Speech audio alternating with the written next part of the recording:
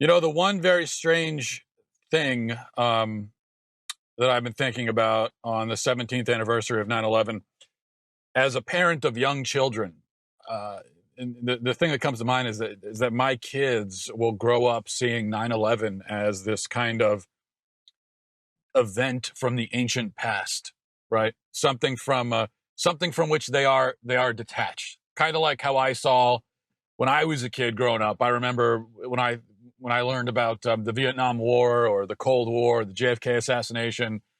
When I was a kid, all of those events were relatively recent to me. They happened not long before my birth, and my parents remembered them and told me about them. But still, it just felt like something ancient, and that's how things that happened before you were born, I guess, always feel. At least in modern society, that's how they feel. I think maybe back in the old days, people felt more connected to the past, even the things that happened before they were born. Um, but in this modern day and age, when news moves so quickly, and I don't know, we're just so immersed in things that are happening around us.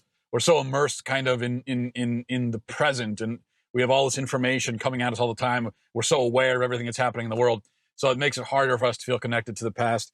And so that's how it's kind of strange that that's the perspective that my kids will have of 9/11, because it was an event probably the defining event for my generation. I remember I was a freshman in high school when 9/11 happened, and everything changed after that. In fact, it's very sad. I was also thinking about this the other day. For me and my generation, I was thinking, like, what are the three what are the three defining events for my generation? Um, People who are, in their late 20s, early 30s right now. Or what I'm talking about, national events, not personal events. And so for me, those three events very easily, very, very clearly would be, there was Columbine, which happened when I was in middle school. And we're sadly so used to uh, school shootings now, but when that happened, it was unprecedented, or at least it felt unprecedented. And it just changed. It changed school. It changed from then on out. School just felt different, and there was this feeling of unease and danger that you had in school that never really went away after that. And then 9/11, which, like I said, happened. I think I was in ninth or 10th grade when that happened. And then for me, the last thing, being as I grew up in Maryland, the last defining event was the DC sniper, which I guess if you were in other parts of the country, that was more just like a news item. But around where I lived, it was a very terrifying time for a couple of weeks, where you legitimately thought that you might get shot when you're walking to the bus stop or when you come out of your house, because that's what was happening. And so I was thinking about how much fear, anxiety, suspicion, all of those things, those defining events, infused not just into me personally, but into everyone who was growing up around that time. Um, so it's kind of sad that I think every generation has tragic events that are defining for them. But I also think that some generations have also great, tremendous, spectacular events that are also defining. Think about the moon landing, for my grandparents' generation. But so far, I don't know if we really have anything like that. At least for me, growing up, all the big news events, the defining ones. You throw the Iraq War in there as well. I mean, they were all terrible things, right? So, in that sense, I'm glad that it happened long before my kids were born, because I don't really want something like that to be a defining event for them. But in another sense, considering 9/11 was a defining national event, I don't want my kids to feel completely disconnected from it either, though inevitably they will. All right. Now, switching gears to a much, much less important story. There's been a lot of discussion about Serena Williams at the U.S. Open. I'm sure you heard by now, Williams was docked by the umpire for having a bit of a temper tantrum, smashing her racket, verbally abusing the umpire, and so on and so on. She lost the match, but her hysterics successfully distracted from, the fact that she lost, and overshadowed the woman who beat her. And which is very selfish on her part. And later on, she claimed that she was the victim of a sexist conspiracy. So this is what she said. She said, "I've seen other men call other umpires several things. I'm here fighting for women's rights and for women's equality and for all kinds of stuff." I want to go, that's what I want to focus on. I'm going to go back to that, but I'll give you the whole quote. She says, "For me to say thief," and because she called him a thief, I guess, "and for him to take a game, it made me feel like it was a sexist remark. He's never taken a game from a man because they said thief." She also said, "I just feel like the fact that I have to go through this is just an example for the next person that has emotions and that want to express themselves and want to be a strong woman. They're going to be allowed to do that because of today. Maybe it didn't work out for me, but it's going to work out for the next person." Now, so very courageous. You see, she's a pioneer, setting the stage for other women by having this meltdown. Now, there are a few things here. First of all, notice how she conflates her temper tantrum with strength. And I think this happens way too often in our society. She says that this makes her a strong woman. She's being a strong woman by losing her cool and flipping out. But, you know, a man would actually never get away with that. If a male athlete threw a fit at a ref, which that happens all the time, right? I mean, I don't watch tennis. I do watch football. And you see football players all the time, you know, getting angry at the ref, shouting. Coaches do it. Okay, so that does happen. So Serena Williams is not alone in that. But here's what you would never see, and a male athlete would never get away with this. After the game, during the press conference, he couldn't say, "You know what? I was just being a strong man. Okay, I was being strong." You know, that's what I was in the ref's face cussing him out. "I'm just being a strong man. And you know what? I'm setting the stage. I'm a pioneer for other strong men so that they know that they can express their emotions too." No, a man would never, he'd be laughed out of the room if he said that. As well, he should be. And as well, Serena Williams should be too, because it is a laughable, ridiculous thing to say. Second thing to take from this, there's this whole meme about how women aren't allowed to get emotional. They aren't allowed to lose their cool, but men are. You know, that's what we're hearing. We're told that men are never criticized for having tantrums themselves. And in the tennis world, I've heard a lot of people argue that, well, John McEnroe used to be verbally abusive all the time, and he would flip out, and he would scream and shout and everything, and he never got in trouble for it. He was never criticized for it. I've actually heard it's such an exceedingly stupid argument that it's almost unbelievable. McEnroe was criticized all the time. He got in trouble all the time for his temper. I don't even follow tennis at all, but McEnroe was one of the only tennis players I know precisely because of his bad attitude. He's one of the only ones I know, and the fact that he had a bad attitude is the only thing I know about him. It was the thing that defined his career for people like myself who don't follow tennis. So, in fact, it's Serena Williams who gets the kid glove treatment. She's the one who's defended. I don't think anyone ever defended, or were people coming out defending John McEnroe when he acted inappropriately? Did anyone ever come out claiming that he was a hero fighting for rights and so forth? Did anyone ever do? No one does that for men when they act like jerks. That's the point. Okay, I'm going to try to put this as nicely as I can, but it's when a man acts like a jerk, nobody is hesitant to call him a jerk. And that's it. We just say, well, that guy's acting like a jerk. But if a woman acts like a jerk, well, there are some people who will call her a jerk, but then there's this whole other group of people who will come out and say, and celebrate her for it. So I don't think the jerky behavior of men is really celebrated very often. I think it's almost always condemned, but no one has a problem condemning it. But with women, the number of people who will condemn jerky behavior is, I think that number is smaller.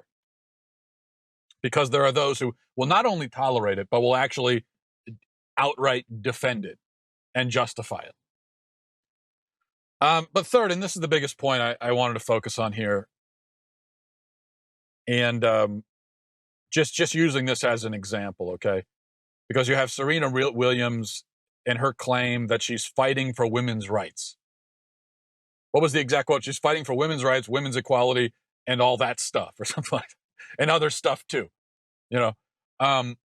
So we see here again, and I don't want to keep picking on Serena Williams. So just using that as a setup here to get to one of my favorite things to complain about, which is how we have taken this concept of rights and we have so cheapened it and turned it into such a shallow and ridiculous thing in American culture.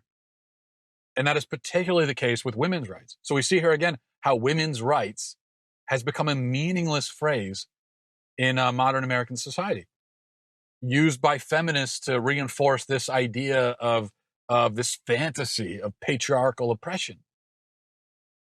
And that's how it goes pretty much any time the left puts a qualifier in front of the word rights.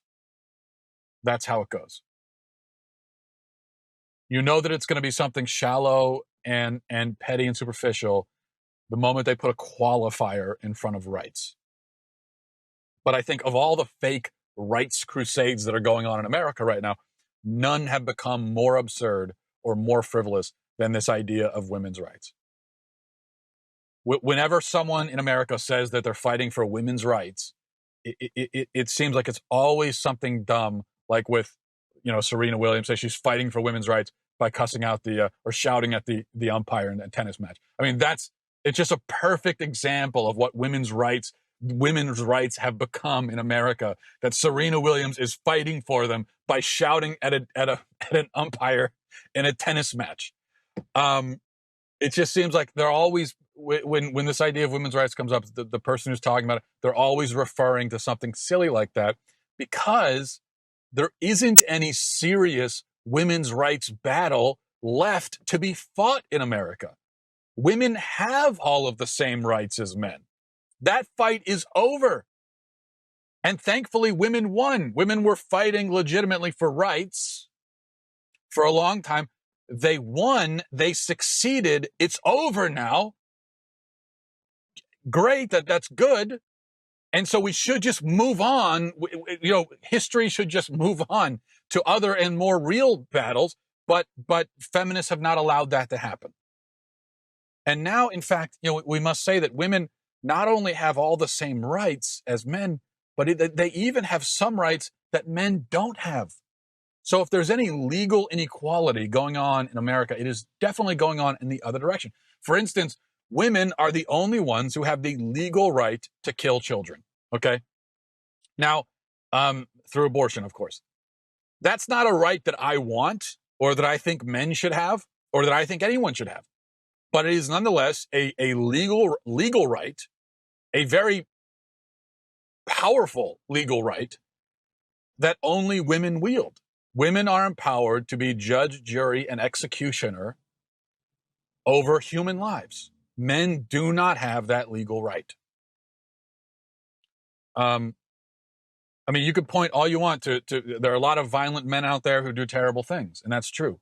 And feminists like to point that out in an effort to prove that women are, second-class citizens in America, or treated that way anyway. But in those cases, when a man does something violent, when he kills somebody, it's illegal. He's going to go to prison for that. And there are quite a lot of men in prison for doing violent things. And you could say, well, we need to do a better job of prosecuting violent men, and I'll agree with you there. But the fact is, men do not have the right. They don't have the legal right to violently victimize anyone. And if they do violently victimize someone and they don't go to jail for it, it's because they were able to successfully argue that they never did that thing. But if it's found out that they did do it, they're going to go to jail. Now, contrast that with something like abortion, where women have the legal right to kill a human being, a defenseless, innocent human being. Men do not have that right. I cannot think of any example of something that men are allowed to do legally that women are not allowed to do legally. I can't think of any example.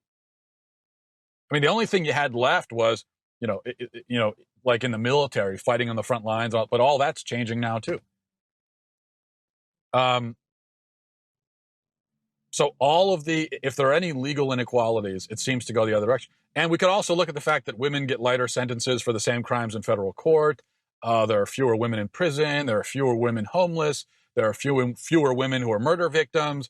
There are fewer female dropouts in high school, and on and on and on. So the idea that women's rights must still be established in America and that we need people like Serena Williams to fight for them is plainly absurd. Now, here's the thing. I'm not saying that men's rights need to be established either. My point is we need to stop qualifying rights. So stop talking about women's rights. Don't talk about men's rights, because that's just as bad. When you've got some men, now you've got the men's rights activists on the other side who are trying to respond to the feminists. And so they're being essential. They're becoming the antithesis of feminists. They're becoming the, feminists for the other side, which is no good either. Because that entire way of looking at things is wrong and flawed. We need to stop trying to divide people up into groups and give them their own special rights. Because the whole idea is that all people are supposed to have the same rights. That's human rights. That's the concept here. We shouldn't be dividing it down and all that, and divvying it up and separating and distinguishing. No, everyone has the same rights. That's the idea that our founding fathers had. Now, there was a glaring oversight for the founding fathers, because they said that all people have the same rights and people are created equal, except they excluded racial minorities and women from that group. So it was very necessary for us to go back and correct that and make sure that we include racial minorities and women in that group. And so that's been done, thankfully. And so that's it. That's all we should do as far as that goes. As far as rights go, that's it. What we needed to do was correct the mistakes of the past and make sure that everyone in America really does have equal legal rights. And once that was done, as far as rights go, that should be the end of the discussion. And now you just let people go and live with that freedom. And the how they choose to use those freedoms and the outcome of them using those freedoms, that's an entirely different discussion. And that's not going to be the same. It's not going to be equal. But as long as everyone is allowed to do legally the same sorts of things, and legally they have the same opportunities open to them, then we can say that the fight for rights is over. Now, there are other human rights fights in America that still need to be had. The one that I referenced earlier, for instance, there is still a group of human beings who are categorically excluded from the idea of human rights, and those would be unborn children. So that's a fight that still needs to be had. We still, after all this time, still have not reached a point where everyone in America is included under the concept of human rights, which is it's very sad when you think about it. That we had the founding of America, and supposedly everyone had equal rights, but of course racial minorities and women were excluded. And then there was this battle for over a century, a century and a half, to get to make sure everyone really was included. And so we had just kind of established that, and then almost immediately you have Roe v. Wade, and now we're excluding a whole other group of people. It's like we almost got to the point where we had it right, and everyone really had equal rights, and then we ruined it.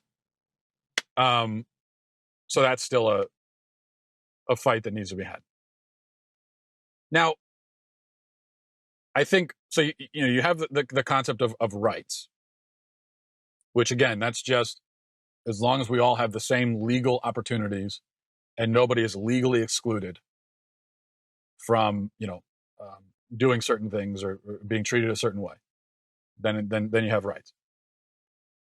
So there's no reason to talk about women's rights unless we're talking about unborn females who across the world anyway are disproportionately affected by abortion. You have sex selective abortion, everything else. But aside from that, we could put the rights discussion to the side. But we still could have a discussion and should have a discussion about ways that our culture particularly degrades women. Now, that isn't that our culture removes rights from them. These are not women's rights issues, but they are human issues.